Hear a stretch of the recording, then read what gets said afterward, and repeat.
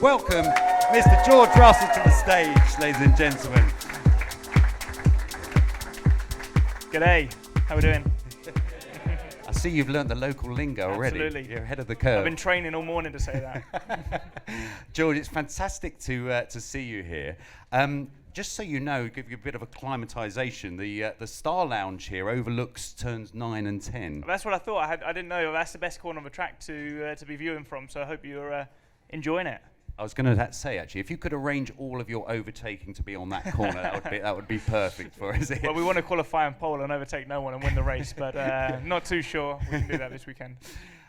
George, I want to just ask you about acclimatization, because we're doing a lot of travel this year. It's the longest ever season, and you know it's quite a long way from England, isn't it? And I just wondered, when did you arrive, and how do you sort of train your body to be getting over that jet lag as soon as possible?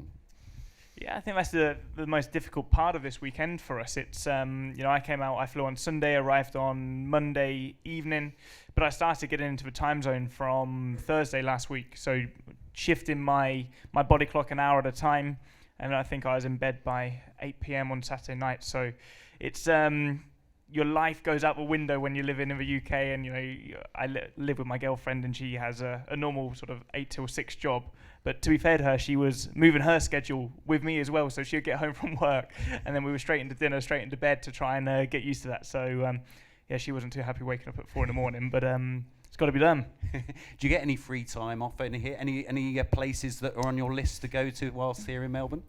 Well, I went to the beach just nearby here and played some volleyball with Mr. Albon the other day, and then Lewis and I went surfing on Wednesday evening, which was fun. My first time surfing at is it Urban Surf? I think one of the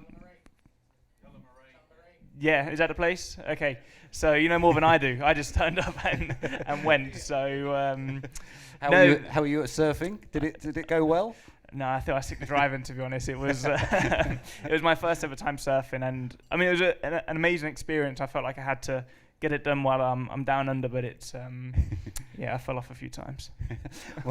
Well, as you say, let's stick to the driving and talking about the Melbourne track. I mean, it is a fantastic track to race on, isn't it? And it's so good to be back here after the break. This was, of course, home to your first ever Formula One race way back in 2019, which seems like a lifetime ago now, doesn't it? Yeah, it does. It's time is flying, to be honest. I mean, this is my 63rd Grand Prix this weekend, which obviously number 63, nice little coincidence there, but it's a special place for me because obviously my first race, I was here with all of my family, and this was a dream for all of us. My family put so much hard work and dedication to give me the opportunity, and then they were all standing on the grid with me. My dad had a tear in his eye, bless him, and it was it was an emotional and special moment for us. So it's great to be back. Yeah, actually, my first year with the Mercedes team was 2016, and my lasting memory of that year is you racing in the GT3 series, and just seeing you sort of grow up as a Mercedes young driver in that program. I wonder whether you could just explain sort of the journey to Formula One, because it's a long path, isn't it, for any driver to get where you are? It's a really long journey, but I think when I look back now, this is my 4th year in Formula One. I've never spent more than 2 years in a single category, and it makes me realise that every single year was so important. And so many journalists ask me now, "This is the biggest year of your life. Are you ready?" and everything.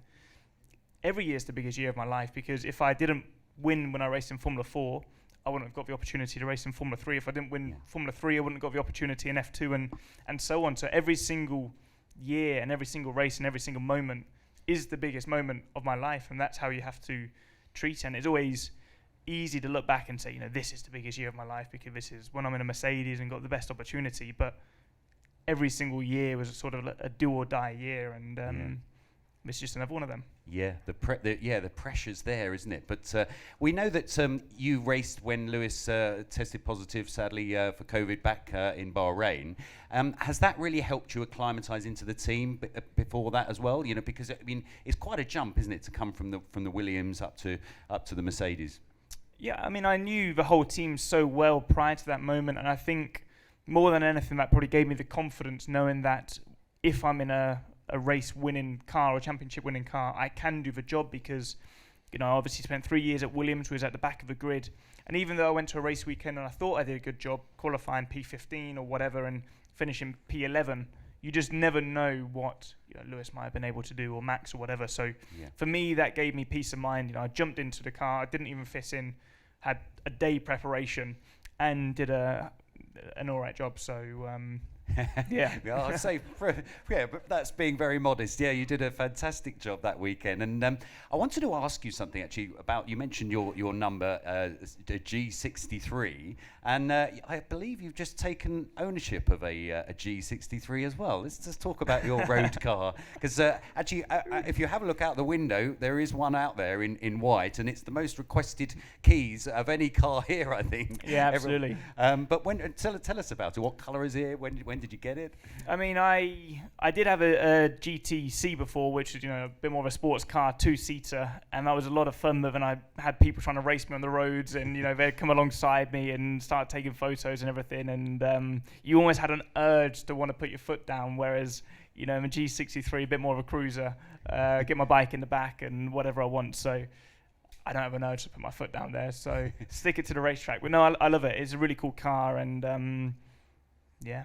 Go and check it out. Yeah, absolutely. Yeah, well, we've got one outside actually, so anyone wants to go and have a little look inside there, make sure you do.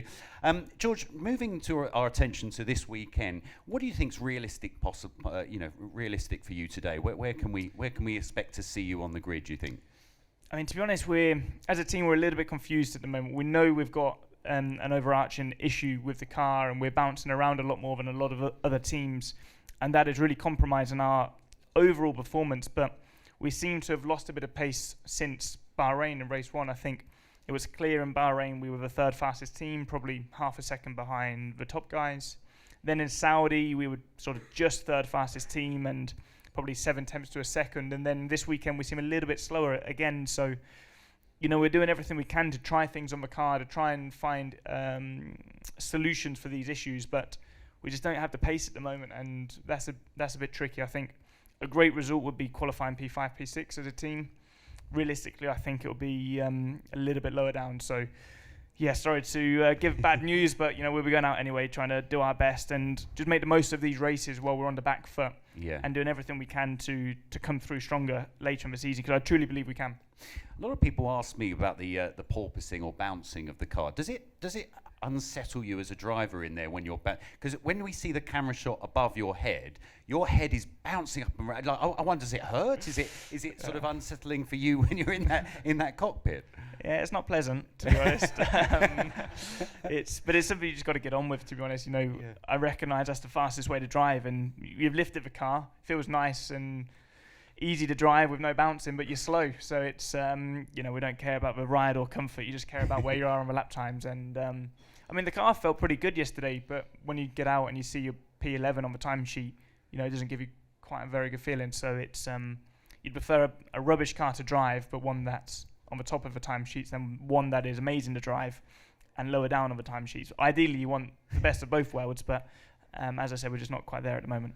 Yeah, absolutely. And in sort of preparation for the race tomorrow, do you do any fitness regime with sort of trying to counter that stress on the body? I always say to my guests about that you can always spot a Formula One driver walking down with the thickness of your neck, because I've got a massive head, so my neck doesn't look that big. But you look at someone else like Danny Rick, who's got a tiny head, his neck looks massive. So it's all perception.